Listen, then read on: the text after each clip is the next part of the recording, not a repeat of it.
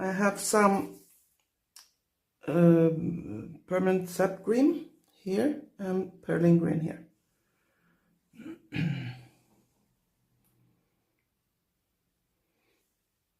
Start with the light colors.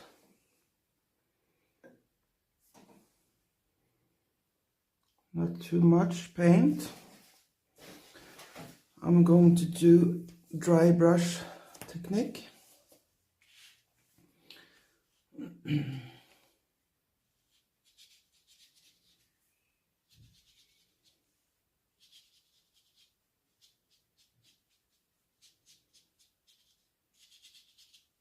little bit more, I think.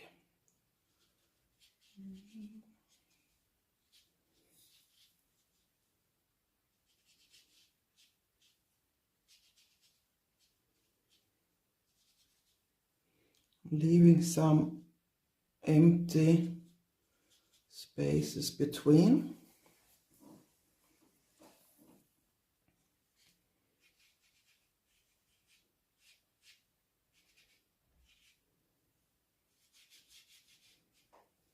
Okay, now take the dark Perylene green.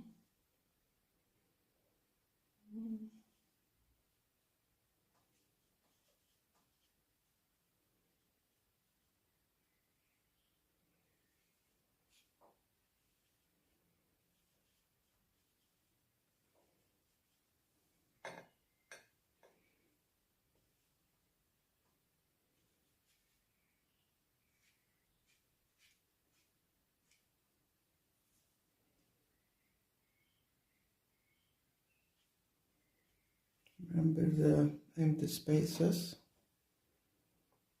Don't fill the whole paper.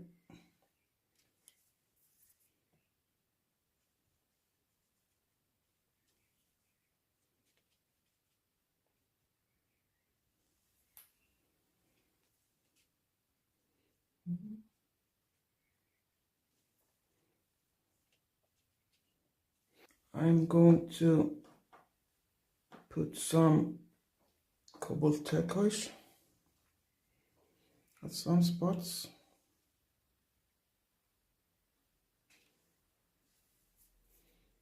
It's a real cool color. Permanent sap green is more a warm green.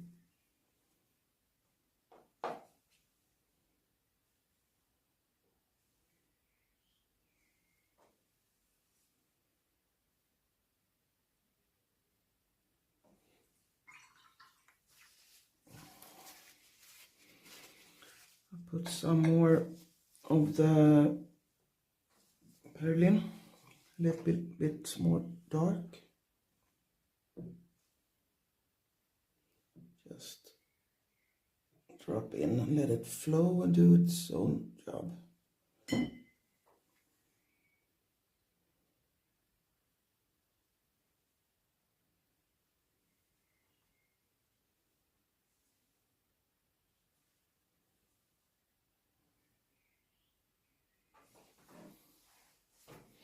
No leaves in detail, just airy foliage.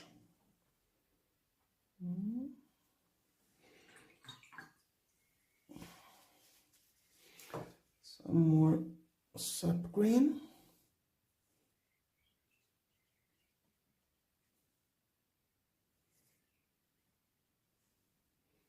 On top of the pole.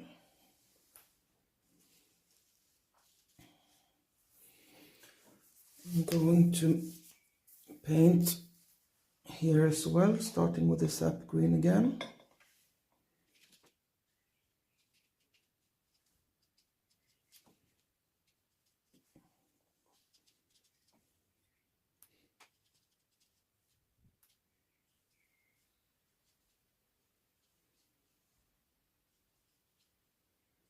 Leaving some empty spaces, don't forget. I'm going to the Perylene green.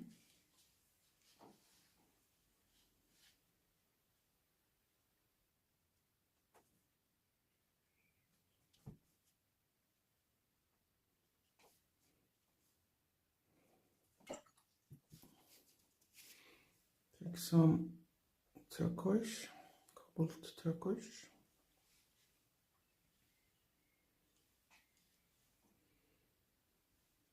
See here with nice blend I got.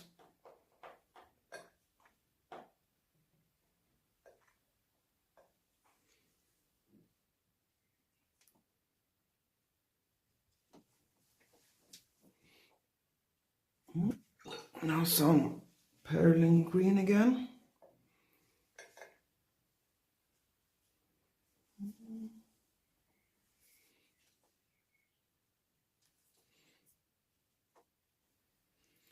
See, I'll have the brush lying down. Just turn it around sometimes.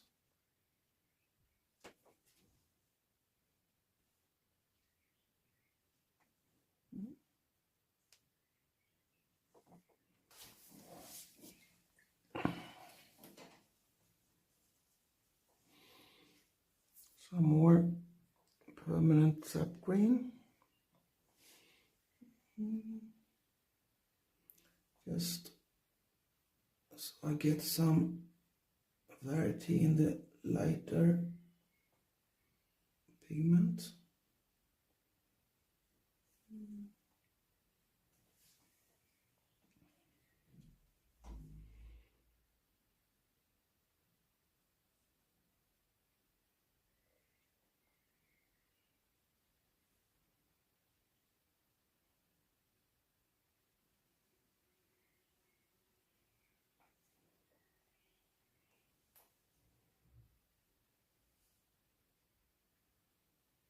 See, I'll leave the empty spaces.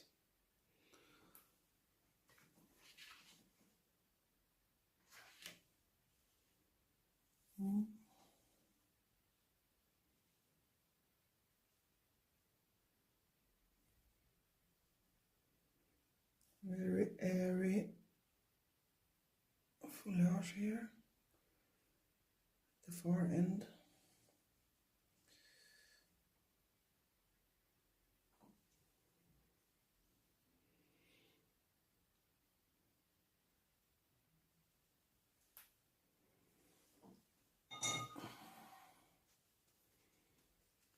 Okay, a little bit more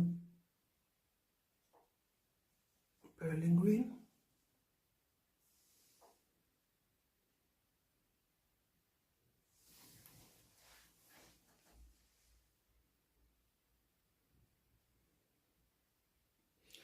Letting the pigment blend itself, doing its own work on the paper.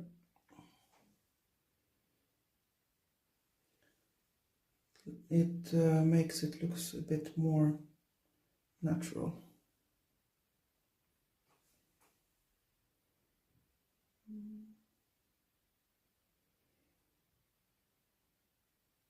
And you get the variety also from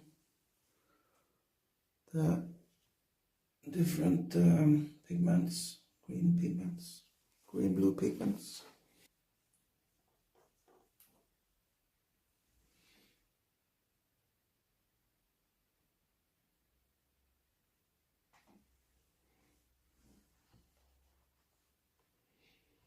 Sometimes you need to tilt the paper a bit while it's drying. So don't leave the paper and go and do the dishes, something else.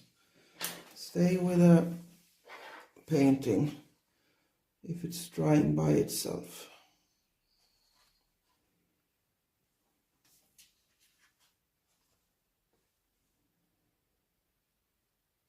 I'm going to let this dry now, and after that I will paint some thin branches in between, in the gaps, and well, vary the. I'm going to vary the thin branches. I can both paint on top of the greens, so I have some greens behind the branches, and I can paint some thin branches in between the empty spaces as well. But first I want this to dry.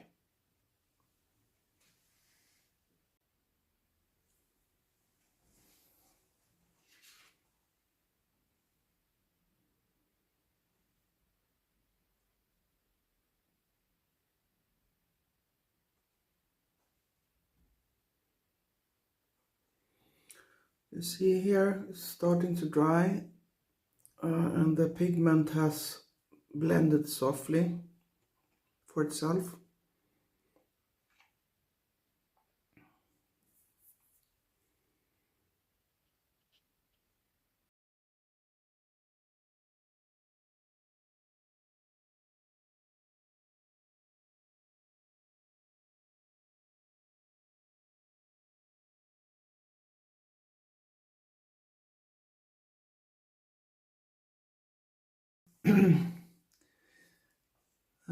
I'm going to test this mix, Sephia and Indigo.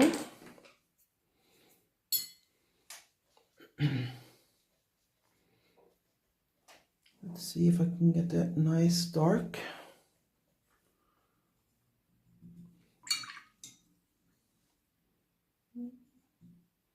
Let's see.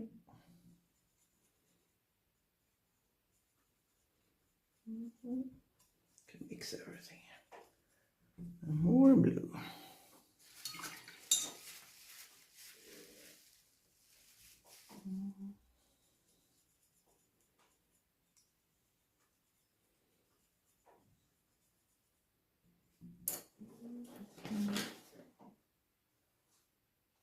Oh,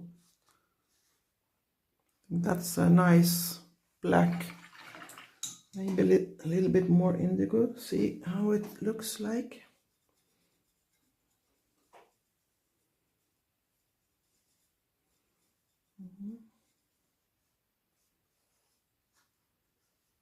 Oh, that's a nice black. Sepia and indigo.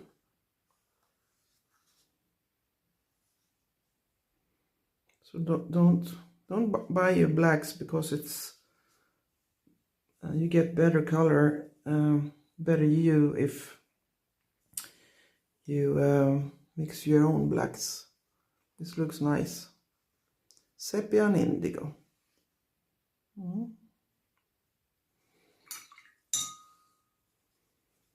I mixed very diluted. It's a nice gray. I thought I'm gonna make this because I'm gonna use it for the branches. Okay, Sepia and indigo.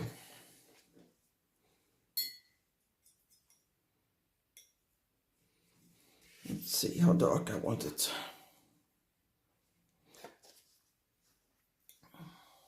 See, I got broken lines. Broken line. If you don't fill your brush with too much, you can get broken lines, and that's beautiful for branches. Gotta turn it around. I got a rigger brush here. You see? Just go on and you get broken lines if you want that.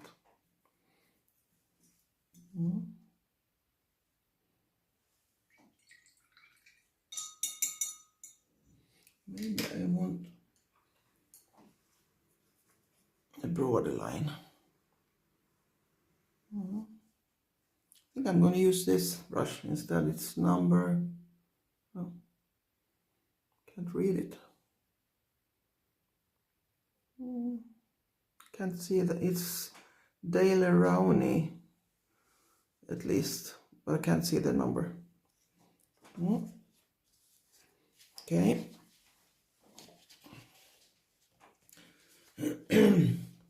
Okay, it has dried.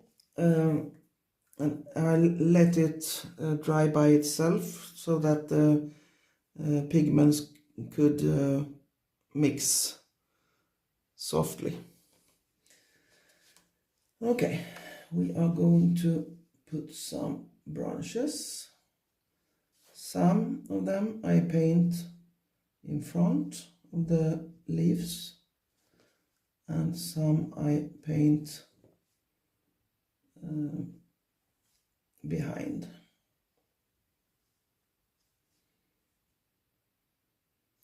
Okay, some behind and some in front.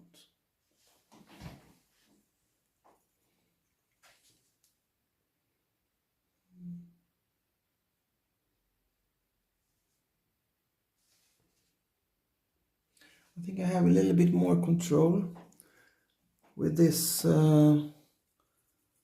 shorter brush.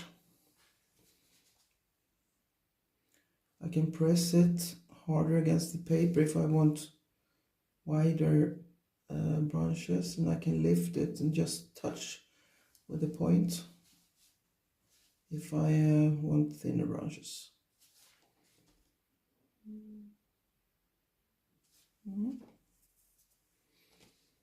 And remember to not overdo the branches, not too many.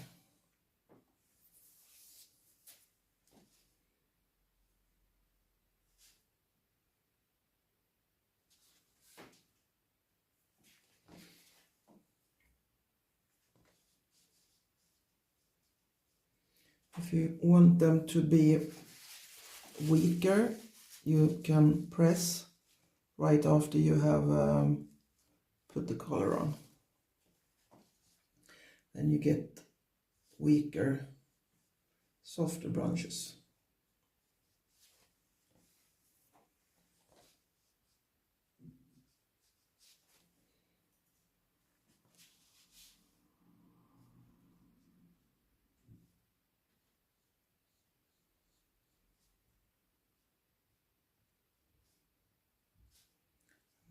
Don't show the whole branch, let them hide behind leaves at some spots.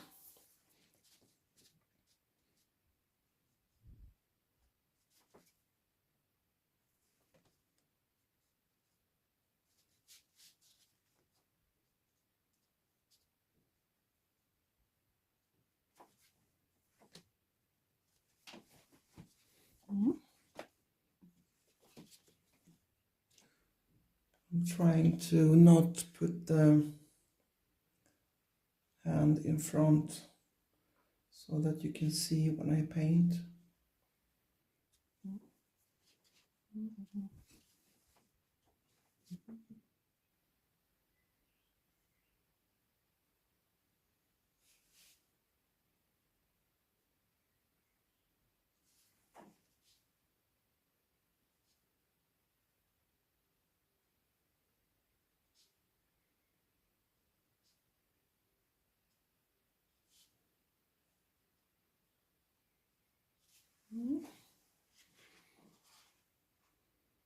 I think that is enough. If you want to make it softer, the pigment at some spot, you can wet the branch and lift.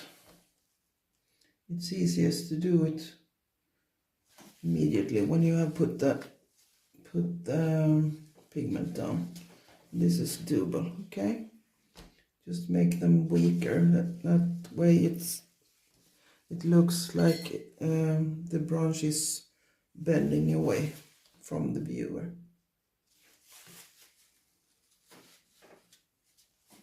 And you get those broken lines as well. I think that is enough.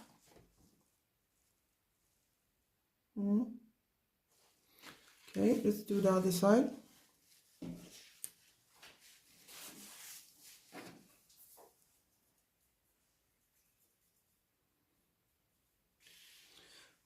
Many people, they paint branches with brown color, but it's not, they don't usually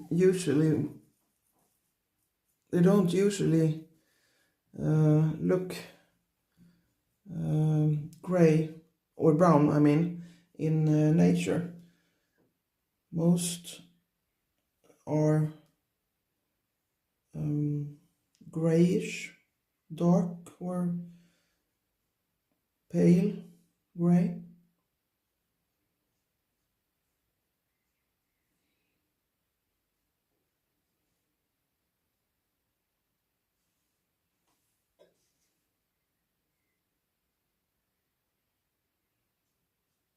You see some branches are hidden behind the leaves,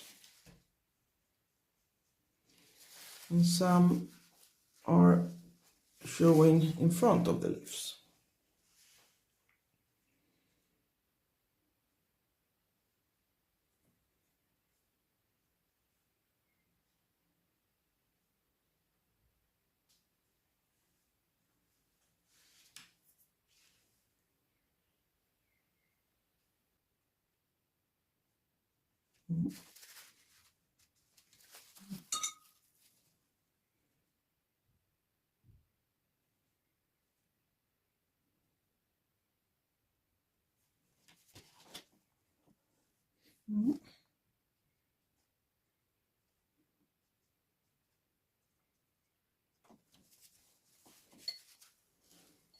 Just press the, it's too much, so press the paper against if you want.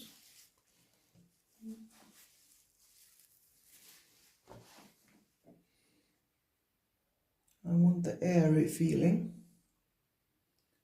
in the trees. That's why I made a lot of empty spaces.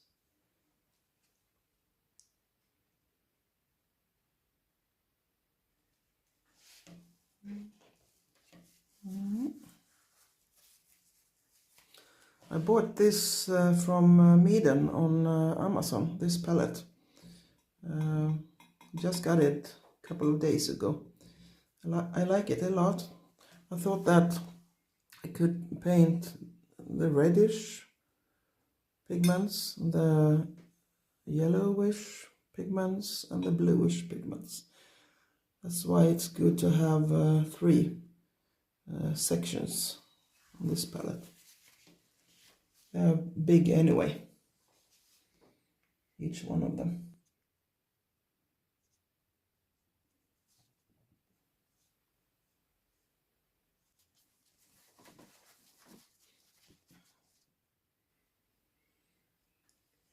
In front of the leaves and behind.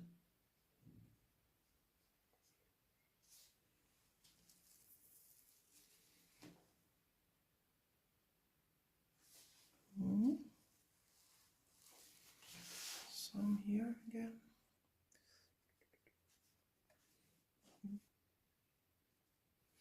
And if you have some turquoise pigment that is greens far behind, put some branches in front of those turquoise color, so you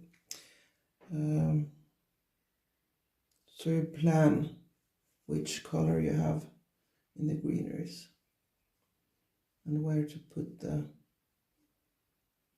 branches.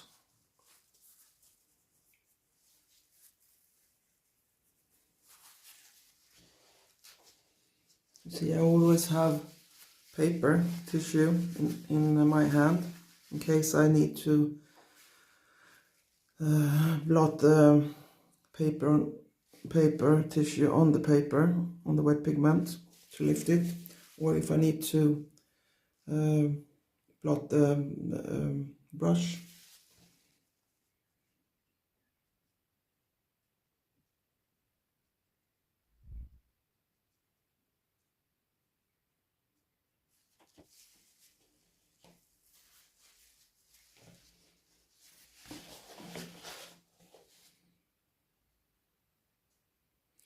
it's easier to turn around the paper than to try to make other brush strokes sometimes. So turn the paper instead if you need.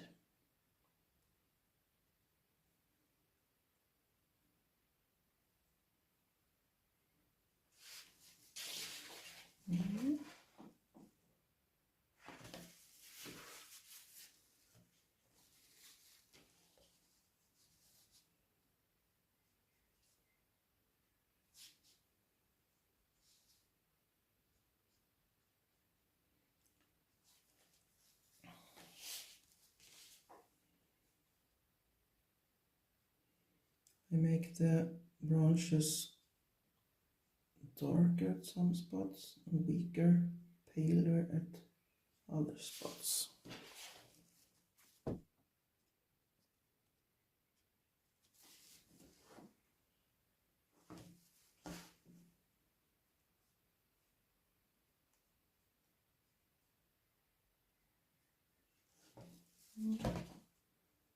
I think that is enough. I don't want to overdo it. Some branches are hidden behind the greeneries, the green leaves. I think that is enough. Okay.